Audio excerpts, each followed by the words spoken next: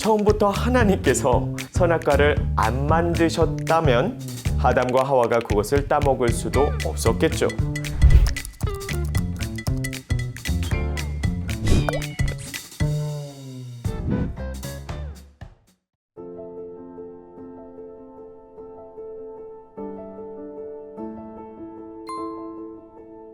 태초에 하나님께서 천지를 창조하시고 에덴 동산을 지으셨습니다. 아담과 하와가 에덴 동산에서 가장 행복하게 그리고 풍요롭게 살 수 있도록 하나님께서는 그들이 필요한 모든 것을 다 공급해 주셨습니다. 하나님께서는 이 땅에 인간을 하나님의 청지기로 세우신 만큼 그들에게 크나큰 권한을 부여해 주셨죠. 생육하고 번성할 것을, 땅을 정복하고 다스릴 것을 명령하셨습니다. 그리고 모든 나무의 실과를 마음대로 따먹을 수 있도록 허락해 주셨죠. 다만 한 가지 허락해 주시지 않은 것이 있는데요. 그것이 바로 선악과입니다. 하나님께서는 분명히 말씀하셨습니다. 선악과를 먹지 말라고 말입니다. 그런데 참으로 애석하게도 아담과 하와는 선악과를 따먹게 됩니다. 그 결과 그들은 에덴 동산에서 추방당하게 되죠.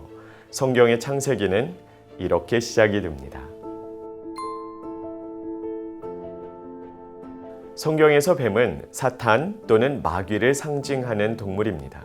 우리 삶을 향한 하나님의 뜻은 우리가 하나님을 사랑하고 또 의지함으로써 하나님의 다스리심 가운데 풍요로운 삶을 누리는 것입니다. 그런데 사탄의 목적은 그 정반대이죠. 하나님과의 관계를 단절시킴으로써 우리를 멸망으로 이끌어가는 것이 바로 사탄의 목적입니다. 그 목적을 이루기 위해 뱀은 아담과 하와를 유혹한 것입니다. 그래서 창세기 3장 14절과 15절에 보면 하나님께서는 뱀에게도 벌을 내리시죠. 그러나 그 유혹에 넘어가서 죄를 지은 인간에게도 분명한 책임이 있습니다. 만일에 어떤 물건을 훔치도록 다른 사람이 나를 유혹해 왔는데 그 유혹에 속아 넘어가서 제가 도둑질을 했다면 저에게는 아무런 잘못이 없다 할 수 있을까요? 그럴 수 없겠죠. 그러므로 인간에게는 분명히 잘못이 있습니다.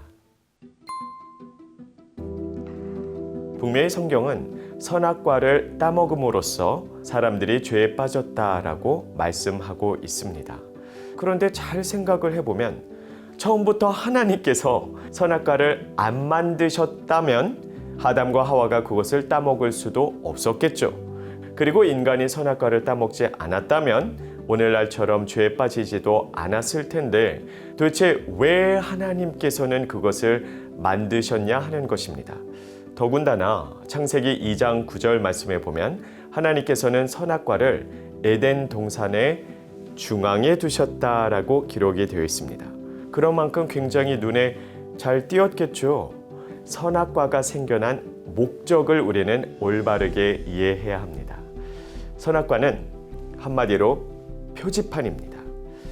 표지판의 목적은 중요한 메시지를 전달하는 것이죠. 우리가 운전을 하다 보면 스톱 또는 정지 표지판을 볼 수가 있습니다.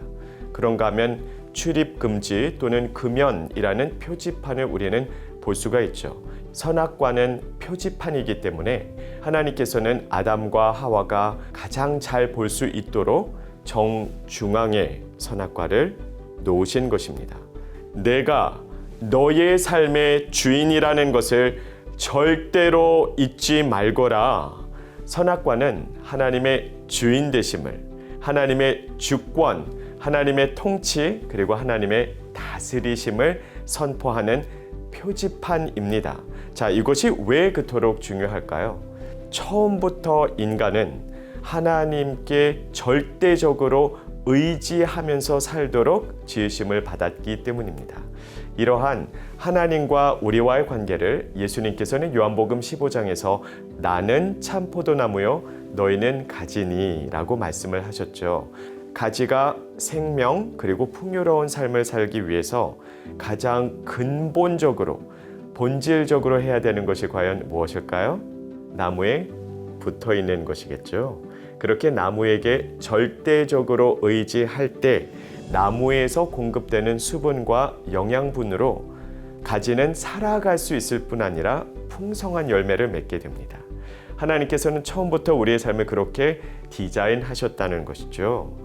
그런데 처음에 여러분에게 말씀드렸던 바와 같이 인간은 이 땅에 하나님의 청지기로 하나님께서 세우셨기 때문에 처음부터 하나님께서는 인간에게 크나큰 권한을 부여해 주셨죠. 생육하고 번성하라고 말씀하셨고 이 땅을 정복하고 다스리라고 명령하셨습니다. 그리고 모든 나무의 실과를 마음대로 따먹을 수 있도록 허락해 주셨죠.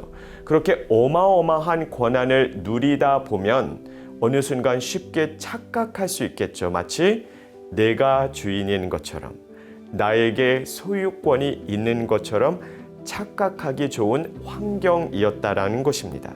그래서 절대로 하나님의 주인 되심을 잊지 않도록 하나님께서는 하나의 안전장치를 마련해 주셨습니다.